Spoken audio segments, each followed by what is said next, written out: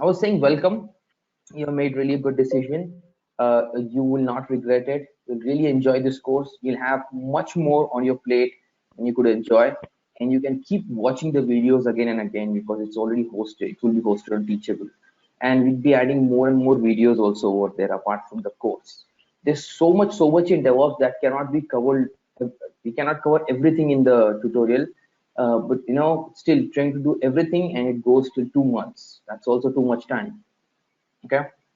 Yes, the recording will be available. So you'll get a link and you can go to the link and you can watch the recording anytime you want. Okay, for a very, very long time, more than 6 months. So it's gonna be there's nothing technical today. We'll just discuss what is DevOps. Whatever questions you have, you can fire and hopefully I'll answer all those questions. So before I begin, let me just mute everyone. So I want one thing to be clear in everyone's mind that we don't focus much on the definition of DevOps. There are plenty of tools that are in the DevOps life cycle. There were different tools when I started doing it. Now the things are changing. Actually, the things in DevOps regularly change. So tools also change. But the tool that replaces the other tool will be similar to that. So once you have expertise in tool, let's say configuration management tool like Puppet, then unlearning Chef will be very easy for you. And Ansible will be much more easier. The tools that are coming in are much more easier than the previous tool, not complex. Your main objective, keep your objective in your mind that your objective is to deliver the software and its features quickly and efficiently. Keep that in your mind all the time.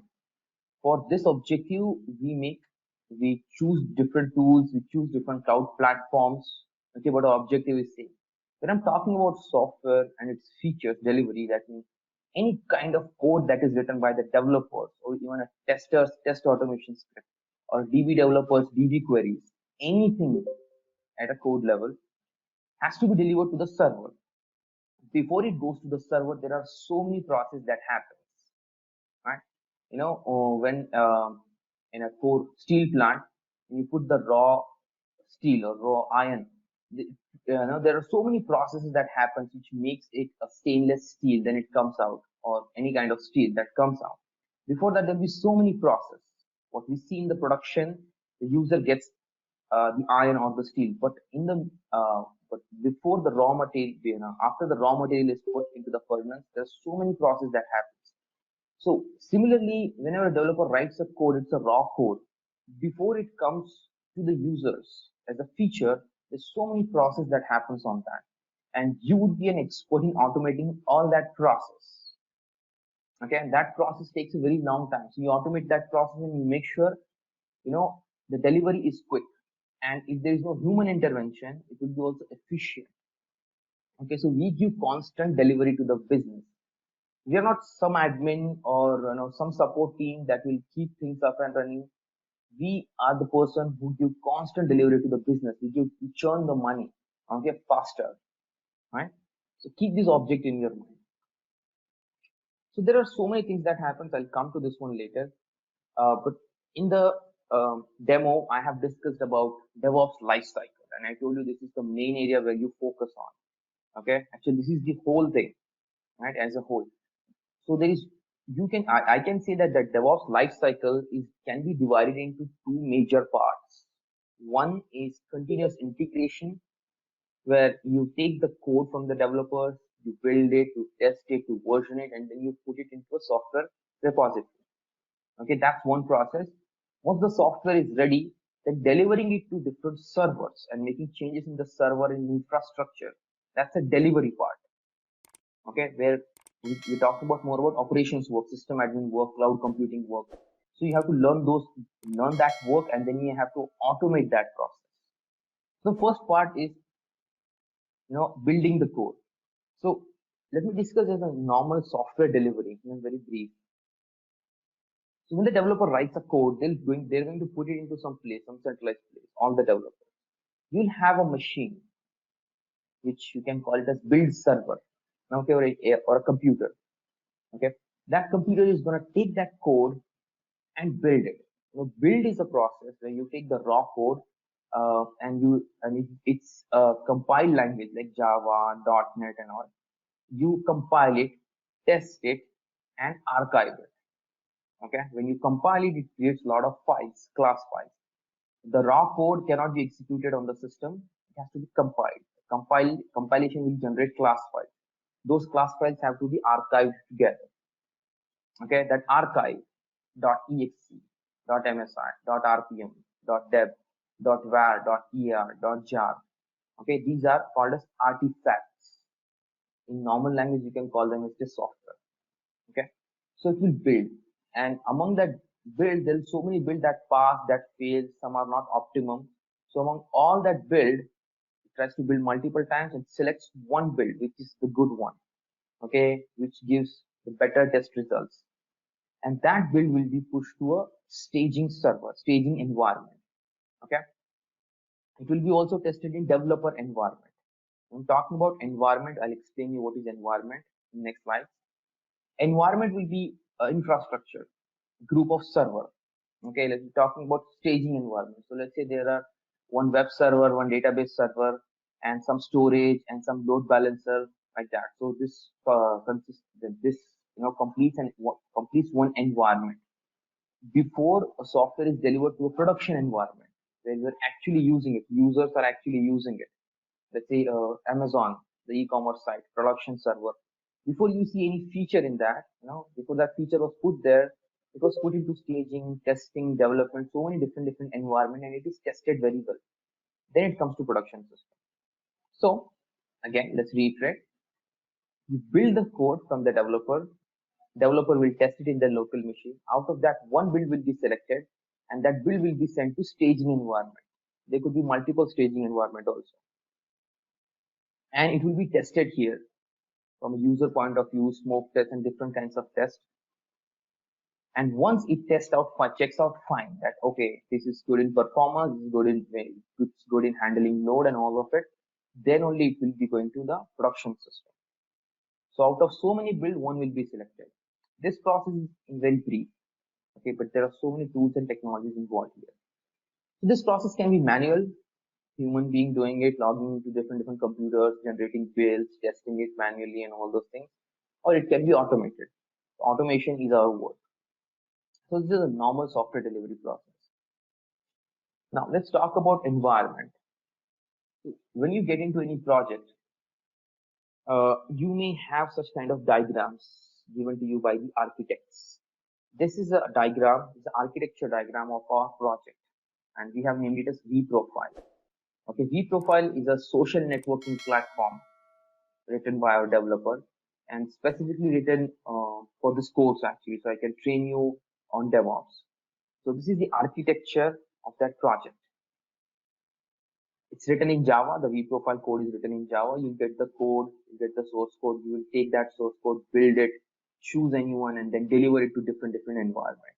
Okay, and whole thing you're gonna learn in this course. So this is a highly available architecture. You have multiple services working together, and for user, you will just see probably a website. That's all. When you go to facebook.com, you just see on your browser, you see a page. But to get that experience on your computer, there are so many services running in the Facebook infrastructure, Facebook data center. So many services working together to give you that experience. Okay. So such kind of architecture is of vProfile also. Here we have in the public network, in the public area. That means on the internet, user access by using different browsers or Android phones or iPhone, and they say www.vprofile.com, something like that. You have a URL. It goes to the load balancer. Okay, the load balancer is going to redirect it to any one of the web server. Okay, this is called as web tier. Okay, and there is a service called as Nginx. Nginx is a very popular front-end service. It acts as a load balancer also. So Nginx, any one of the Nginx will receive the request. Nginx web server will present you a first login page. So you will enter your username and password. Then when you hit enter, it will go to the Tomcat server. Okay, Tomcat is an application server. Now it lands up in the app tier. Okay, here where your actual application lives, what we're talking about here, building and putting it to different environment, the main code goes into the application server, the developer's main code. Okay, that's where you see the entire application. So Tomcat will process all that request, and you have entered username and password, that kind of detail. Those information will be stored into the database. You see here MySQL database and MongoDB database. Okay, that's a DB tier. Okay, so all the dynamic data that is coming in the website, going out of the website, is going in and out from MySQL or MongoDB database, and that will not have a direct access from Tomcat. There will be so many backend services that makes the user experience better, which I'll explain. And you'll see all these instances are actually twins, you know, and we have two Nginx, two Tomcat, and I'll explain you this concept. This is high availability, redundancy, and scalability. We'll learn that in load balancer tutorial. Okay, so this is the complete architecture. So when you want to set up the profile architecture, the profile web application, you need to set up all these services. Okay, all these services, RabbitMQ, Memcache, Elasticsearch. I'll explain you all this. We have a very good session to explain you all this and also implement it. Okay, so this is an environment. Now this entire environment can be deployed in one computer also. It can be distributed in multiple computers also. Okay, when we talk about production and also staging, we are going to deploy it in multiple computers, multiple VMs or multiple cloud instances. Okay, each running one single service. But when you talk about development environment, it could be everything in one or just one or two machines. All right.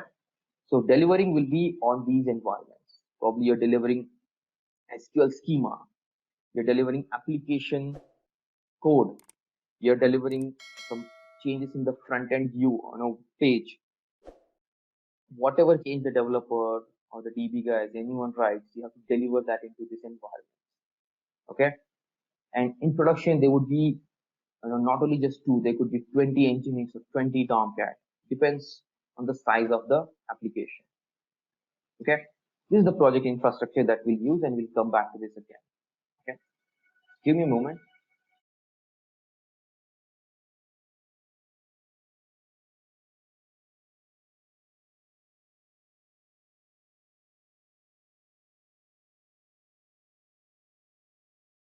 Now, software development lifecycle, we need to be aware about that.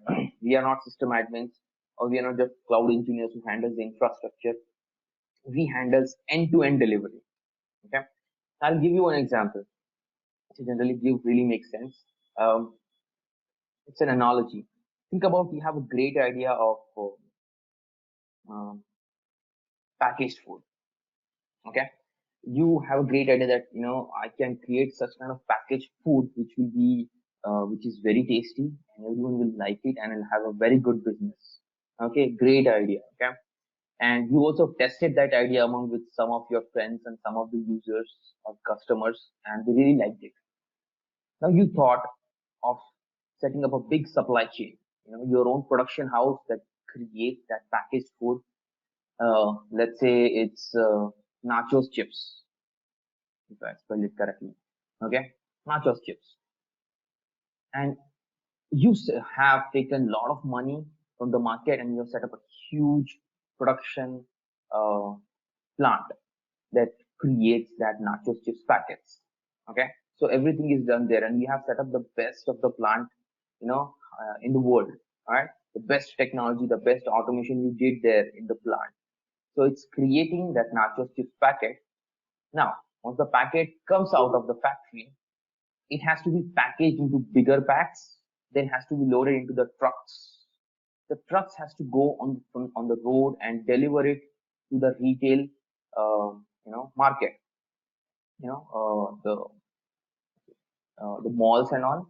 Okay, and in the process, you have not only delivering it locally but nationally, probably internationally. So it has to go to trains and ships and has to be exported out of the country, right? Now, in this entire process, okay, please mute yourself. So now in this entire process, you know that your chips of the taste is amazing. Okay, the first batch comes into the market and people are really liking it. All right. And the idea also came into the market that, okay, this kind of chips are very, liked, very much liked by the people and everyone wants to have it. So the idea also comes into the market along with the chips, right? Now, the first batch comes, people liked it. Now people are waiting for another one. Okay. The stock is over now in the market. Now you are having problem in delivering that chips to the market because of so many reasons. Your logistics, your trucks drivers are not so good. Your trucks are not so much efficient. Okay, the roads from your plant to the highway is very bad. Okay, your packaging of the product is not so good. Because of that, the chips are getting damaged. All right, because of all these problems, because of all this logistics problem, okay, the chips comes into the market late, and plus when it comes, the chips are broken. All right, so user, maybe trying another patch, but by the time some other companies already got that idea, but their logistics is the best. They manufacture package the chips and send it very quickly to the market with similar taste or probably better than you. All right, and chips are in good shape. So when someone comes to buy your chips and don't find it, and you find some another chips, they'll purchase that one. Right? You put the idea into the market, but someone else is making the money from that. All right? Why? Well, your plant is the best in the world. All right? But your delivery process is very bad. Your logistics is very bad. So my point is, it's not about creating the product. It's also about delivering it. In today's world, if you don't deliver the product properly and on time, you lose the business. No matter how good restaurant you're running and how tasty your food is, if you're not able to deliver it to the people, today's food delivery world, right? At home delivery, if you're not able to deliver it, you will lose the business. Someone else will get the business. Okay. Now that analogy strikes. Then same applies in the IT industry.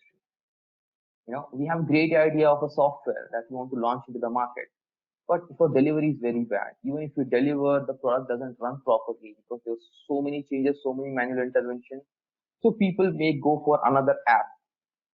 Okay, people are nowadays, switching between different apps and liking some other apps. Tomorrow they like some other app. Okay, so my point is, delivery is extremely important. So who helps in delivering, making the logistics better? DevOps. You automate the entire process. Think about, you're handed over the chips logistics to someone else. You just give them chips and they'll make sure it gets delivered on time and in perfect shape.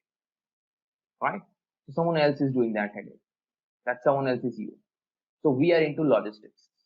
Like not literally logistics, okay, but the IT logistics. So let's talk about a traditional software development life cycle. Like I explained you about the chips, let's talk about the software now. So whenever someone have an idea, they gather the requirement uh, from that client or the customer, the business analyst and sales team.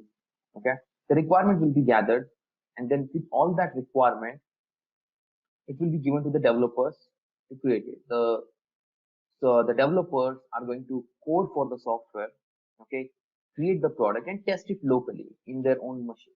Okay, then they're going to build the code, deploy it to some development server where it will be tested again.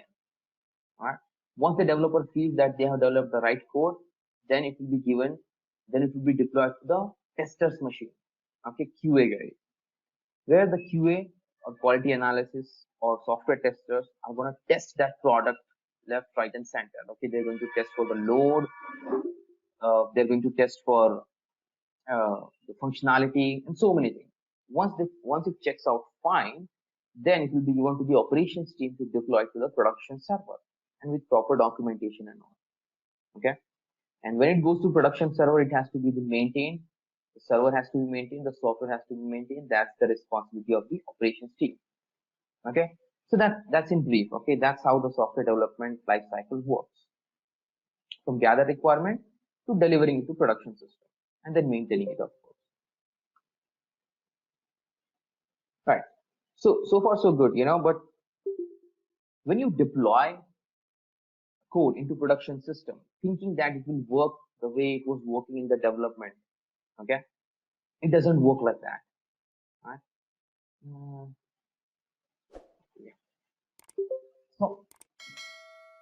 it fails. The deployment fails on the production system. Even you have tested in the testers machine, the staging environment is tested, the development machine, it was tested, it was working all these places, but it's not working in production. And you, complain it with the developers, but developer says it works very well in our machine, but it's not working in your machine. That means the problem is with your machine, the production machine. Check that machine, not our code. Okay, who really knows? Production environment are mostly different than the pre-prod environment. Pre-prod environments are like staging, QA environment, developer environment. They are different. Okay, they don't have the same data as it's in the production. Okay, this environment are not in sync. Plus the company will try to save some money and will keep the staging and QA environment very small, not multiple servers. But production will be multiple servers. Okay, database will be huge and all of that. There will be high level of security and high availability on production system that will be not there on staging environment and QA environment, or just to say pre-prod environment. Okay, because of that, the application doesn't behave the same as it was behaving in the QA environment. When you deploy, probably one service is not connecting the other service because of some network issues or firewall issues. Database may giving you different results because the data is different in the database. Okay, and these are some reasons because of that production deployment fails.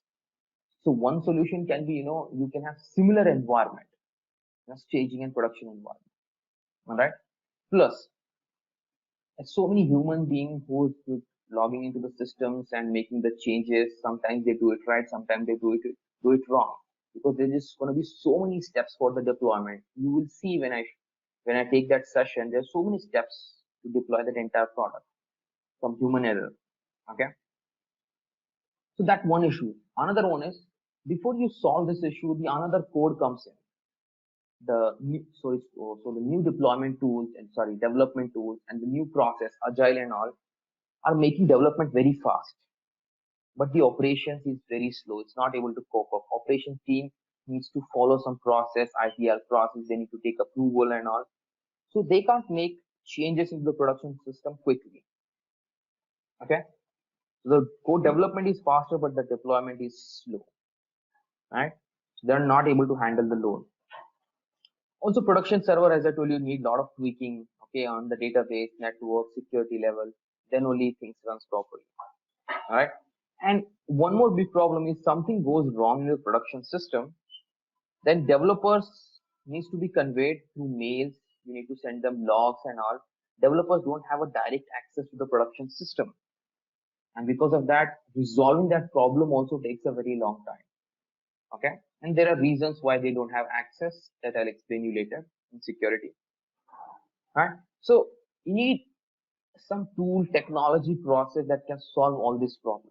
Because if there's something that goes wrong into the production system, it's a business loss. Okay.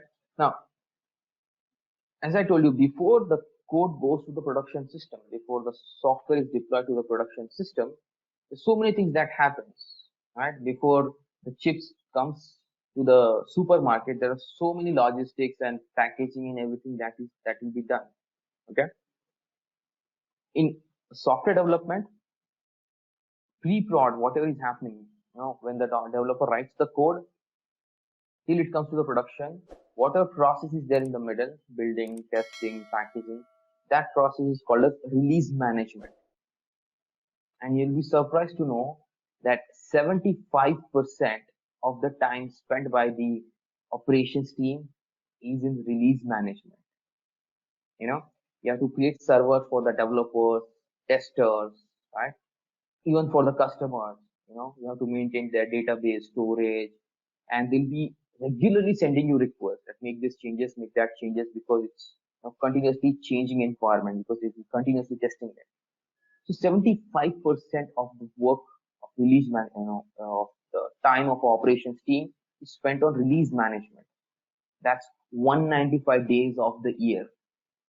Think about, you can automate that process. I'm not talking about production, before production.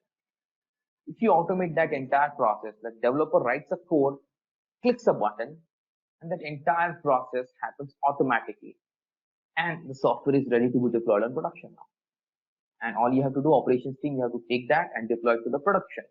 Production deployment will be also automating, but with approval will execute it. Okay, so you'd be saving a lot of time, also a lot of money. Okay, because you don't need that many people in the operations team, because if everything is automated.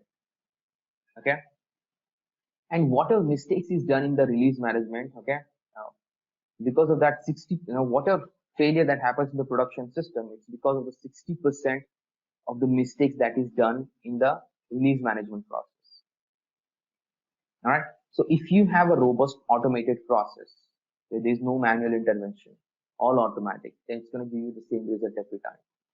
Okay, so you're not only just saving the time, you're making sure so many mistakes, communication issues gets eradicated.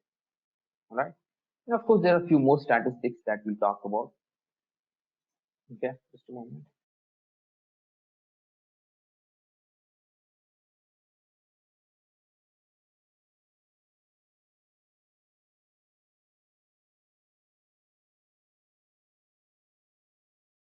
So I was telling you that nowadays operations team are not able to handle that much load. The developer keeps on giving new requirement, okay, new code changes. Operations team are not able to deliver all of them in that rate. Okay, so and this process was the same process was there for a long time, this traditional deployment. So what happened now? So let's discuss about it. The world has changed, the development has changed, but the operations team has not changed with that.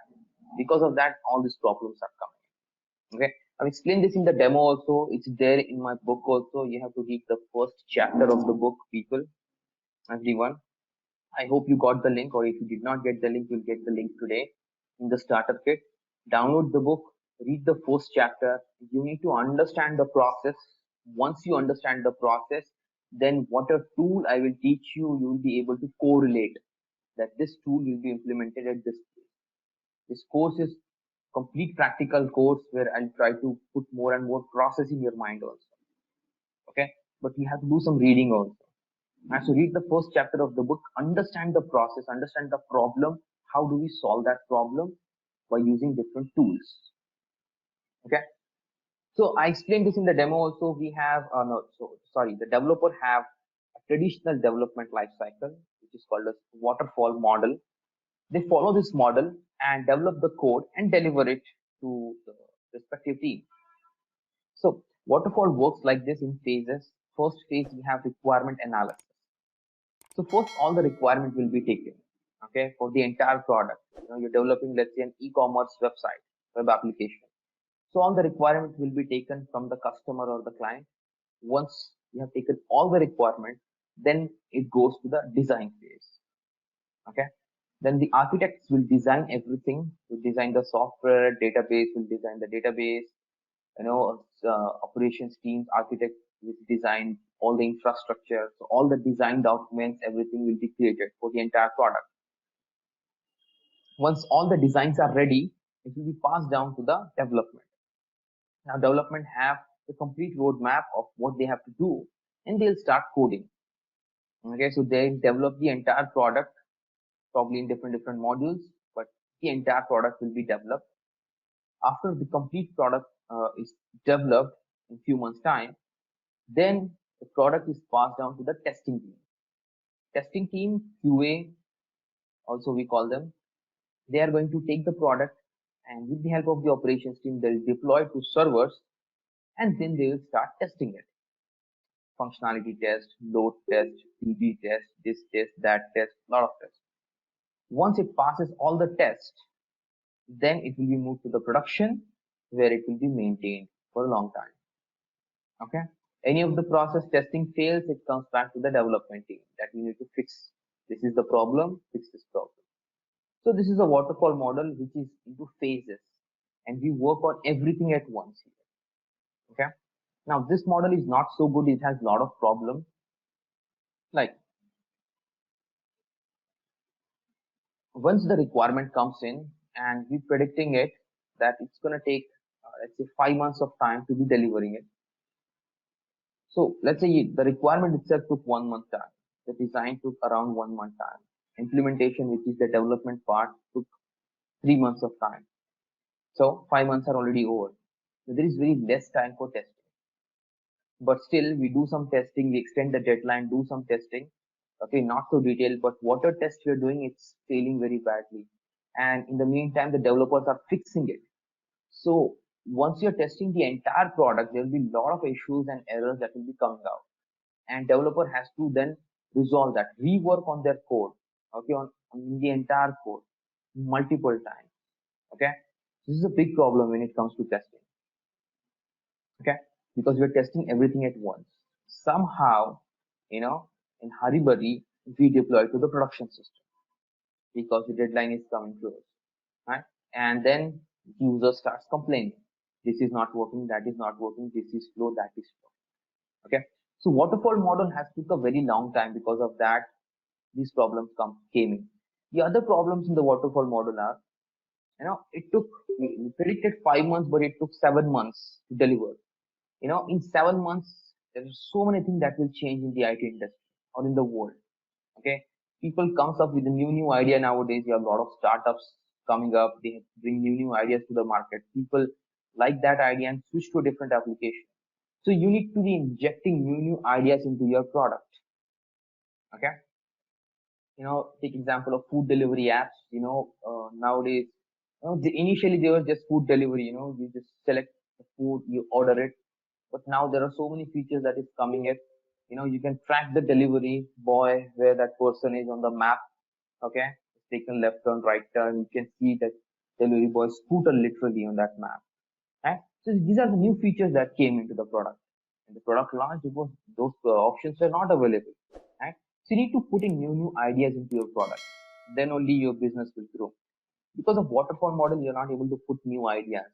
Okay? Because you work on the entire product once you take the requirement. So you're not changing anything. In short, waterfall model falls short today. Okay, it's not so much scalable in today's world. So back in 2009, this agile model came into the IT industry, or 2008, 2009 that time, and everybody were talking about it. This model talks about development into phases, development and testing into phases, not everything at once. Don't try to eat everything at once. You have a product. Any product will be list of features. You talk about any product. If you are explaining me any product, or if I'm explaining you any product, I'll be mostly talking about its feature. Like I was just explaining you food delivery app, right? Menu we have, that's one feature. Then you have a map where you can track your delivery boy, that's another feature. Then payment gateway is another feature, and there'll be a lot of features. Probably blogs they have, it's another feature. Images, that's another feature. So any product we talk, it's list of features. So in the requirement, we take all the list of features as much as we can, and then we break down that list into smaller parts. Let's say we have 50 features in a product. Let's break it down into 5 lists, 10 features in each list. And I'm fumbling today. So you have taken first the 10 features. All right. Now developers are going to plan only for those 10 features, develop those 10 features, test it, give it to the testers to evaluate. Okay. Then deploy to staging environment, learn from it, whether it's good or not, and then move to the next phase, next iteration. So we are developing the product into iteration, not all at once, but into smaller parts. Okay, we break down the problem, right? Now there are so many benefits of it. By the time you complete all the features, your product will be already tested, because it is tested in every iteration.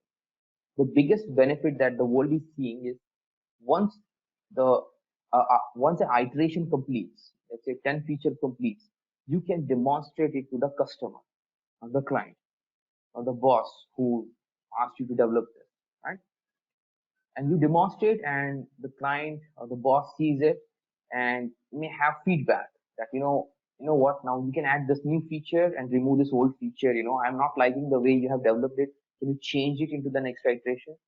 So now we have a place where you can inject new ideas while the development is happening. And that is amazing, people. Okay, ideas are everything. An idea can change your life. Like that. Bad tagline. Anyways, idea is everything today, right? Think about it. Facebook. Uh, you think people were not that much capable of developing a web application? There were a lot of developers that time, but the idea, right, that becomes famous. Right? So idea is very important. So So that's the benefit. Plus, okay, plus one more thing. You don't need to complete all the iterations. Let's say you have now 5 iterations of 50 features, 10 feature each, right? So you can complete 3 iterations and you can go live into the production.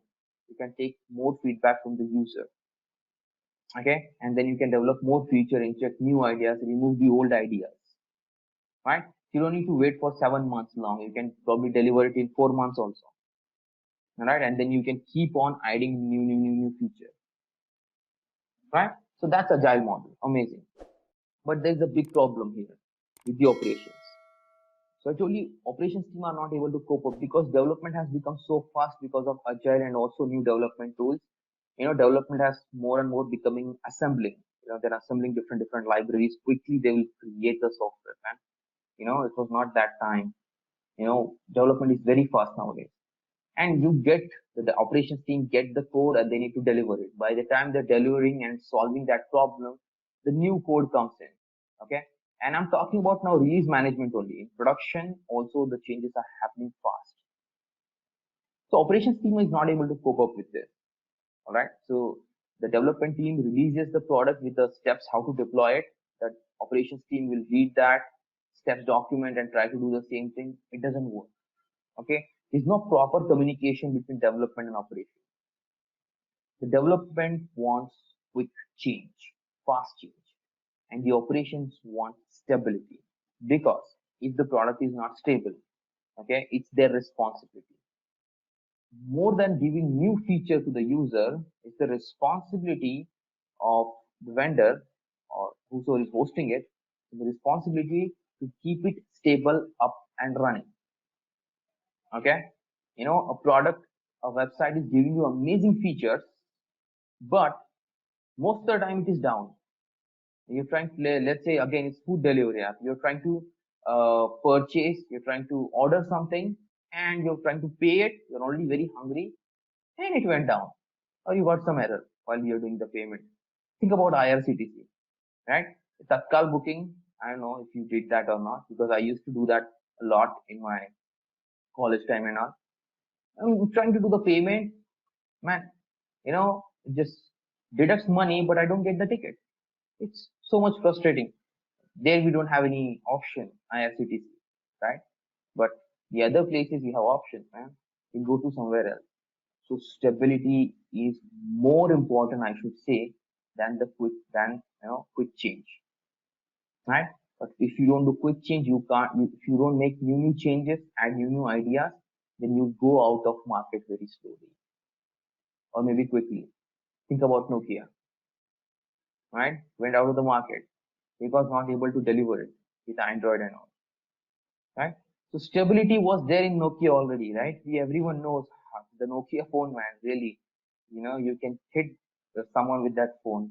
You throw it on a wall, doesn't happen anything. It was really robust and a stable phone, but it slowly went out of the market because it was not giving the latest features to the user, right?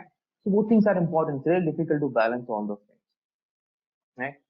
So this is a problem. We're discussing more problems today, I know, because we are going to learn in this course how to solve them, right? So development is agile, all right, fast. The word agile means quick, fast, all right, and the operations is ITIL actually. ITIL is a process. It talks about stability, approvals, doing things very carefully, right? Like that. Very boring actually. I worked in that area, all right. Simple change. You have to wait for a very long time. I worked in a places where one single change. It was just about making a one single line change into some 15, 20 servers, then restarting a service. For that, it took 5 days.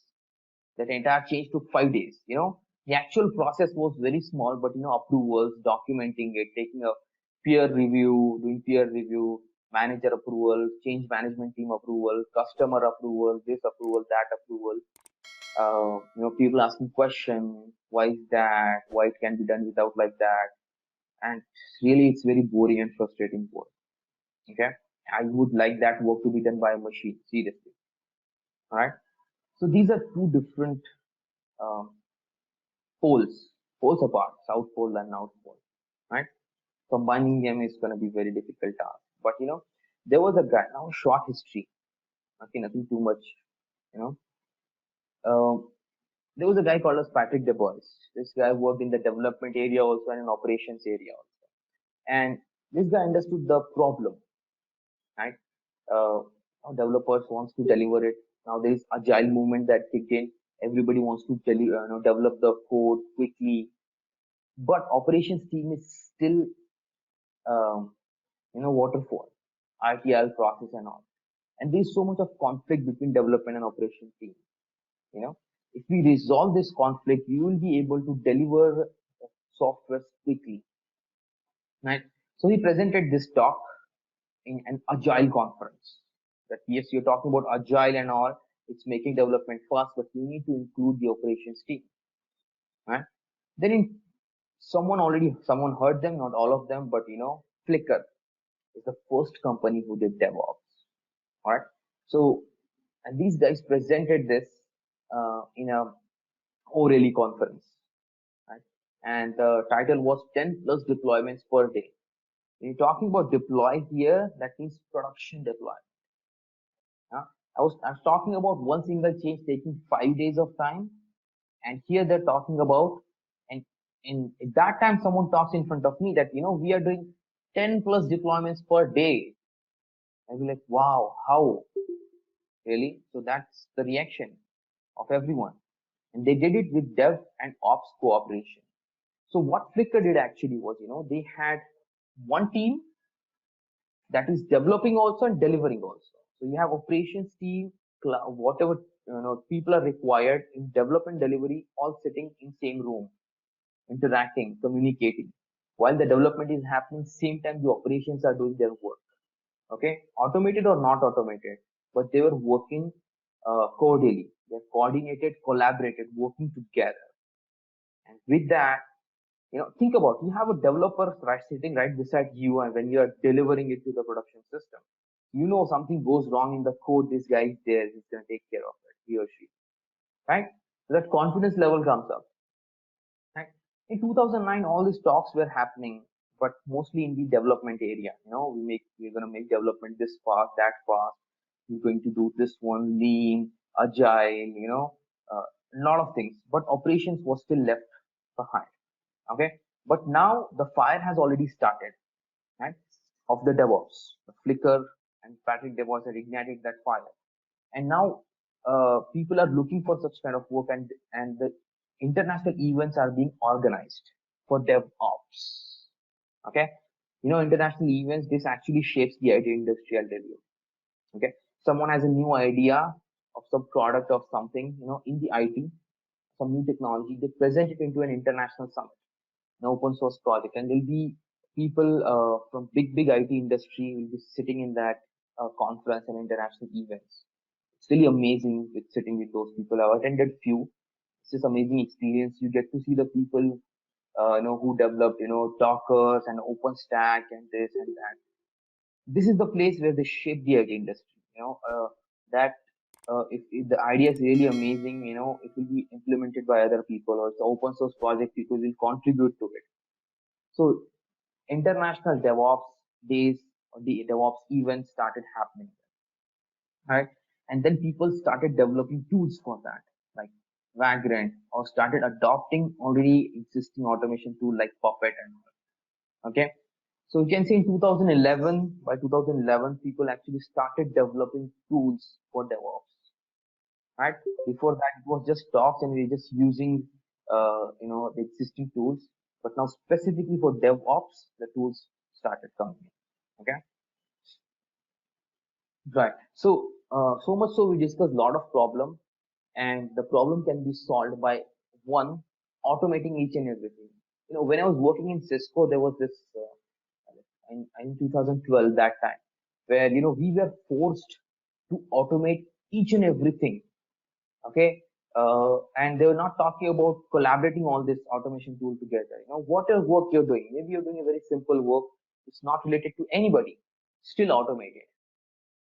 So everybody had to automate whatever work, and there was a review also. There was a they were they were giving us training budgets also. You want to get trained on anything, you want to do this, that, but we have to automate each and everything. Initially, I couldn't understand. Yes, fine, I'll automate, no big deal. I was like the Python guy, and all, Puppet also we're doing, so no problem, I'll automate. But later, all these things slowly came in together. All the automation tools came together. We were working with different team. We were working with the architects, developers, testers, monitoring team together. We are combining all this automation, linking everything together, and there was a beautiful life cycle then. Any code change was delivered automatically. Everything was automated. Okay, so everyone contributed to that. Testers contributed, architects contributed, operations contributed, monitoring team contributed. Everything was automated, and that was amazing. So you work together. Okay, so DevOps was not a tool. It's not just a tool. It's a philosophy. As I was giving you an example, it's a culture change. You're changing the culture there. We're working as a normal separate team, separate silos, but now the culture is working together. Okay, to deliver the features quickly at a very high rate. So high rate you really get surprised. In today's world, companies like Amazon, Google, they are deploying hundreds of changes per day. Hundreds. Some people don't see in their UI website, okay, but there are changes, hundreds of changes in production. When I compare this with the time when I joined the IT industry, I was really get surprised. Jaw-dropping news actually. So DevOps is a philosophy. You work together to deliver it in a higher rate. Uh, it's a way to bridge a gap between developers and operations. When you work together, your conflicts slowly go away. Okay. We focus on removing human intervention. Keep that in mind. We don't want people, using their keyboards and mouse in the DevOps lifecycle. Seriously. If there's something that is manual, oh, it is done now. Let me click on this button and then let me run this script. That's not DevOps. You have to remove that while you are running that script. Yes, it is automated. You don't need to run it. You'll have another tool that will trigger that script automatically. Okay. So throughout the life cycle, throughout continuous integration, continuous delivery, everything has to be automated. Then we can combine them together. Okay, and the course will be like that. Okay, first we'll learn the manual process, then we'll learn automating this part, build part, then continuous integration part, then operations, operating system automation, then cloud automation. Then we combine all these things together at the end. Okay, right. So everything starts as collaboration, as I told you. Okay, you communicate, you work together, like Flickr did, like Google is doing, like Amazon is doing. Okay, so same way you implement it. Without communication and collaboration, you cannot implement DevOps. I promise you that. I worked with companies, they try to do like that. It does not work.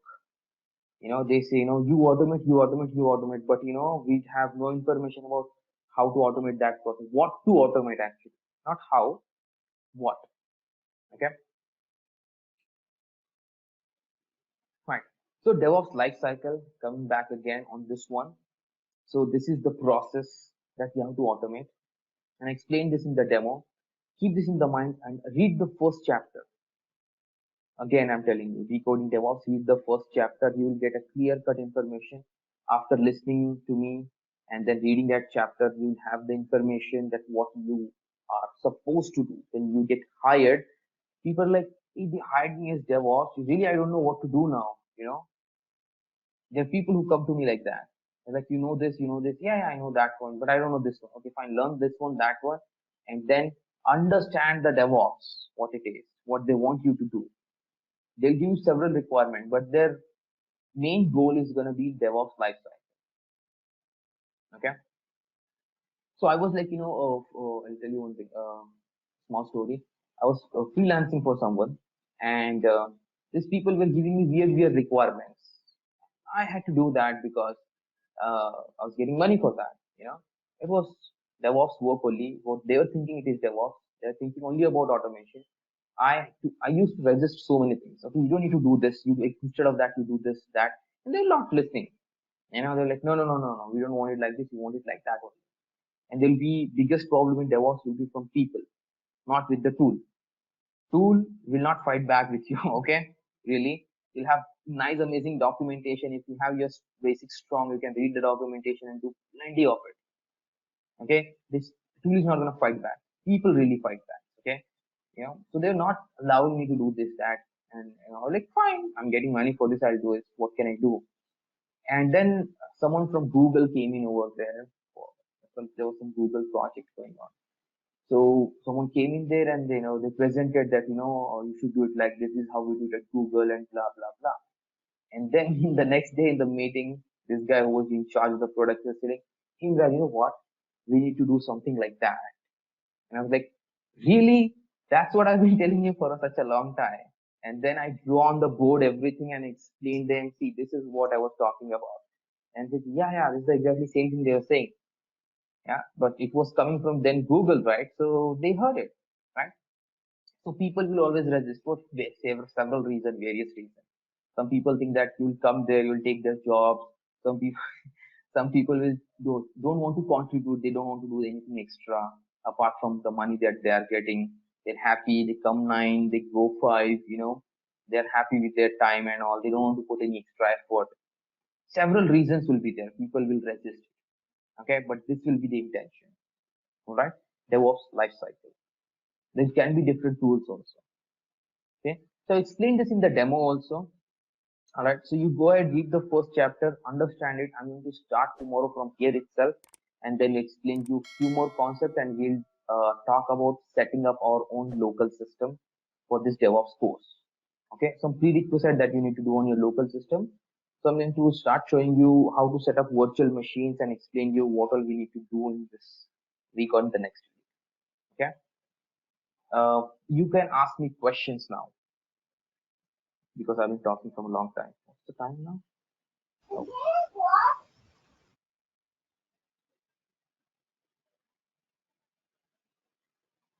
yeah.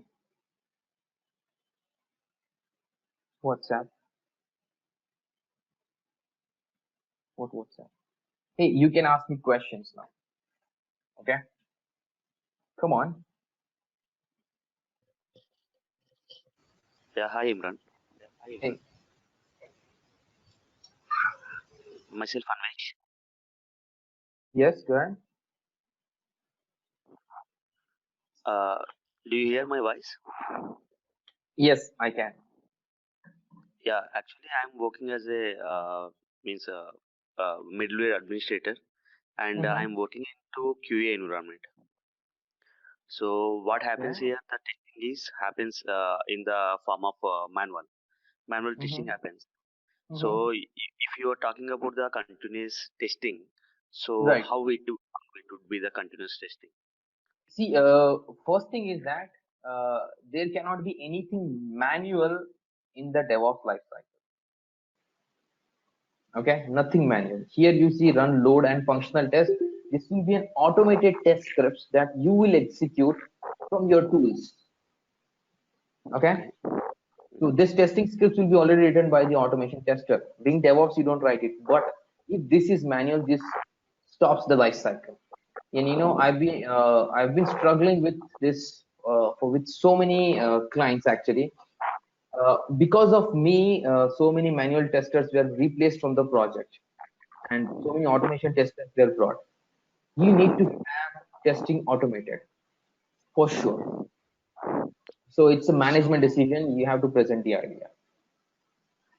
so if we are using the DevOps, how the Mhm. builder code received to the tester? Like Mhm. now how we are receiving like there is some releases. Okay, Mhm. so in Right. the first release we receive the code, then we will deploy, Mhm. then the test Right. will happens. Right. When the test is going is happening, maybe defects may be raised, right? Right. Detect. Uh, Yeah. again another code will come and again we will test No. something like. See, once anything fails in the entire life cycle, the life cycle stops, and everyone have to work on fixing that. Once that is fixed, then you move to the next one. Yes, Okay, yes, yes. that is for sure. The benefit that you get here is it's all automated, so it's going to be taking minutes of time, to do all those things, or probably an hour or so, and get the result. If it's failing, you fix it right then and there. And Yeah. involve the developers, testers, DB guys, whosoever is responsible. You involve everyone, war room, fix it, move to the next release. It will be like Yeah. that, but no So manual. here, so here my doubt is like there are a few products. Okay, Hmm. the first code has received to my environment, so I have Hmm. deployed it. So Hmm. another code also received. No, it So cannot it, be like that. You have to first test the first one, or you need to okay. have two different like if you're doing like are you talking about doing A/B testing, like some features No, tested in another environment, some features tested in another environment? no. What I'm asking that if I am using the DevOps, okay. Okay. So how it would be means some one code is having some features, right? So first we need to test that. Yes, of course. Until unless we don't test the first code, second code won't be received, right? See, you can also have multiple DevOps life cycle. Okay, Okay. like for the release management, production there will be only one deployment. Okay, everything is going into one production environment, right? Yes. Yeah, but if you want to simultaneously test two different features, then you can have two different life cycle. Okay. That also you can do, but that will create more chaos. All right. See, once you have everything automated, you don't need to be in such a hurry burry to deliver new features. Okay, it will be anyways tested very quickly, and if there is a problem, you fix it, and then the other one can go on. All right. You can have multiple life cycle also. I have implemented some process somewhere, where testing pipeline is totally different and delivery pipeline is totally different. So testing pipeline runs continuously, test the product, and then we take that and deliver it to different environments. So there are so many, different kinds of process. We'll learn all of that. I'll explain you that, when we learn Jenkins, Ansible, AWS, everything, we'll have a life cycle there. And then I'll explain you, you can divide it into two different or one single. I'll explain you all those. So here is there any dependency on the code or build? No, Means no, the forget first about code is dependent. dependent on the second. If there is a dependency, then it has to be run one at a time. Okay. Okay, okay. Yeah. If there is a dependency, one at a time. Thank you. No problem. Okay. I am Don't think too Ran. much I'm about audible it here. for now. We will learn all this process. Yes, Prakash.